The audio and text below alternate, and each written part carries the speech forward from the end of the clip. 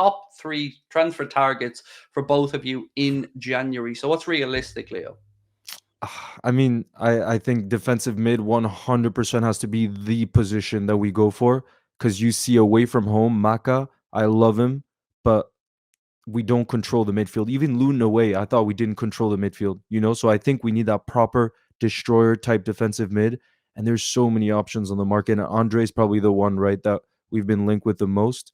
But what do you think? I feel like you know a lot more names than me with So this. I'm a little bit confused into the Yeah. Andre situation because we were openly courting him Yeah. in the summer market, and now that he's actually available, it seems, according to the headlines, Fulham are the most likely destination. So you can only assume if Yeah. Fulham are going for him and are likely to get him, that ourselves or Arsenal or other clubs have backed off.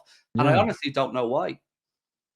And what other names would you say in terms of defensive mid that you think we could be going for? Well, I've seen us linked today to Douglas Luiz, and it leaves me scratching my head Ooh. because we could have had him 18 months ago on a free when he was leaving Aston Villa, and he signed a Oh new deal. no.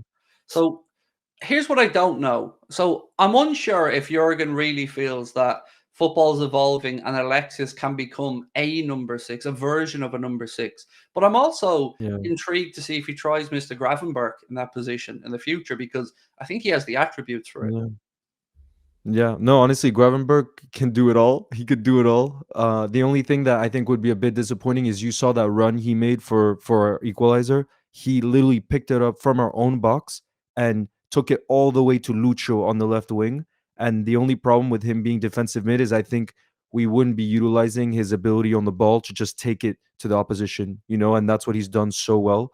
So yeah, I love Maka, and I think we're not getting the best out of him if we play him in that defensive mid role. Like he's not that player. Like it doesn't make sense. He has so much ability on the ball that we saw it for Argentina that I think it's a waste to try to mold him into that. And also, if we want to win the title this season, we don't have the space or time to try to mold a player. Like they have to be ready made. You know?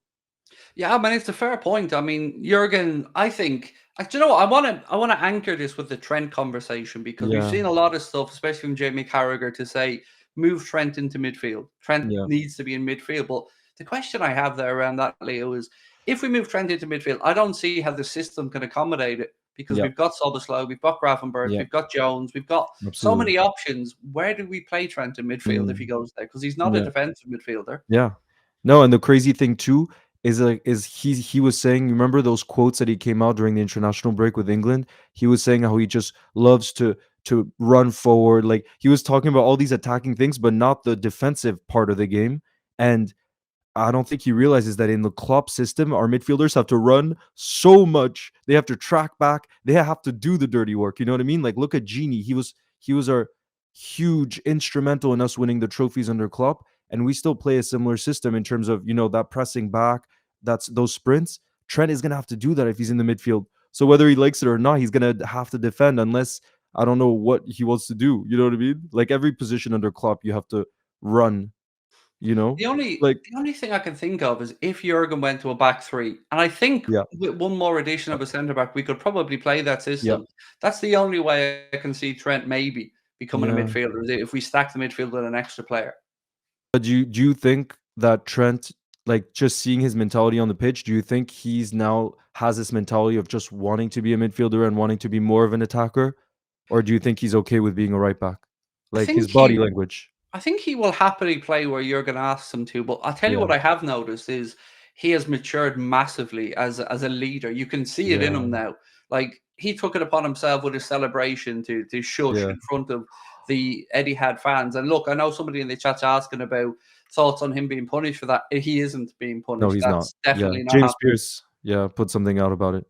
He's not. Which is good news because it would have been silliness if he was. But I've been so impressed, Leo, with how Trent has stepped up this season. It's almost like he matured over one summer into a man. No, no, he's been, and even it's annoyed me the game against City because everyone's like, "Oh, Doku ran past him 7 times." Like the reality is, if you look at those occasions, did he get any goals? Did he get any assists? No.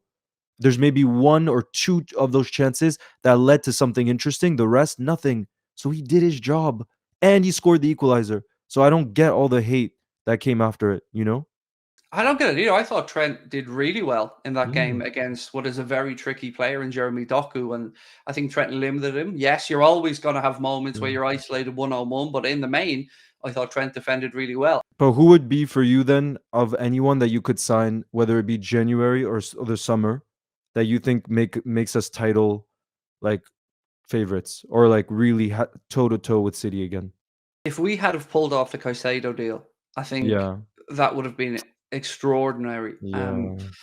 I don't know. Is Mhm. there too many? I have to admit, like Yeah. my knowledge of defensive midfielders from around the Yeah. world that are both in our price range or Yeah. available is limited. I mean, there was some talk at one point about a possible swap for Frankie De Jong, Yeah. and I wouldn't say no. I do love Yeah. De Jong, but I don't see him being an option because his wages at Barcelona, I think, Yeah. are rather high. Yeah. Yeah.